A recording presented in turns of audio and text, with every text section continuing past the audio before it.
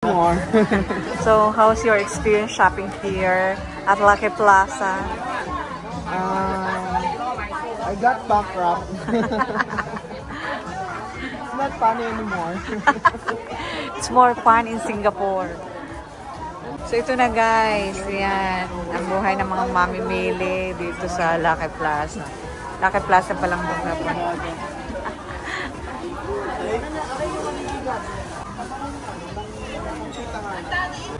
Nag-shopping galore sila dito sa Lucky Plaza. Ayan guys. Mabigat. Ang kanilang mga bitbit. Ayan. Ate M, ano masasabi mo sa iyong mga pinamili? How's your experience here? Oh, Majo. Madaming maganda. Budget lang yung kulang. Ang ganda ng Versace. Versace na ano. Oh. Gusto niya yung Versace na ano na shade. Oh. Guys, pauwi na kami. Pinamahan ko lang sila mamili dito sa Lucky Plaza. So, engineer, ano masasabi mo sa mga pinamili? Masaya ka ba? Mix of ano? Mixed emotion. Mixed emotion. Kasi yung problema ko yung ano, yung balance.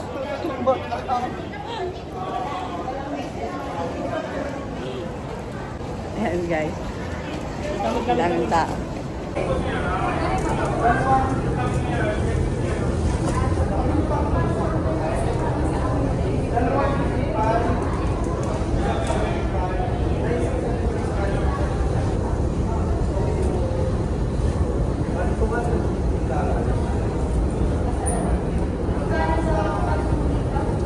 Ito na po yung apo ng Efren, rich kid.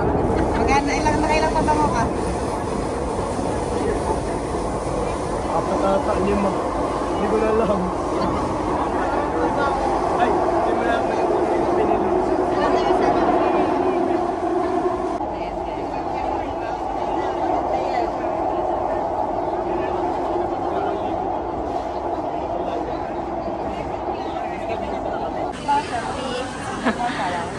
So, ano Ate M? Ulit pa kayo sa Lucky Plaza. Sumakad. Pag pupunta ko dito, vacation na lang, wala nang pasalubong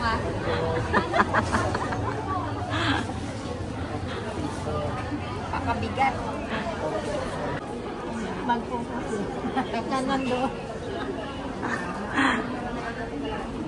Kuya Jay, so ano masasabi mo din sa iyong pinamili? Tapon na lang yan, huwag nang padala doon. Kabahala yan, paano?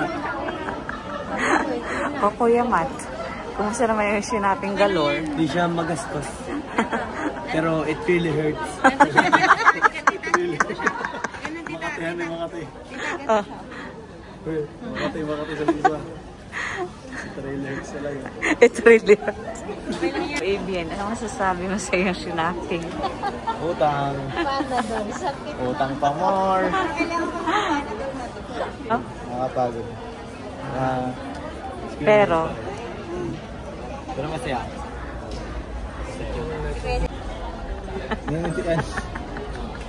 Kuya Jay, ibabato mo? Sitio. Diretso po. Diretso tayo sa... Diretso na tayo doon. $68 natin. $68 pesos. Pinas niya. Magkakaroon. Oo, mayroon ang dollar na kape. Pinili ni Tita. May piyata. Bigat. Malda. Sargador. Hindi ba? Expo.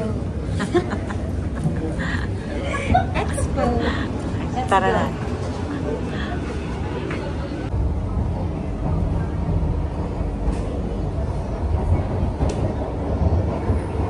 Ay, for teachers, wala pa yung mais.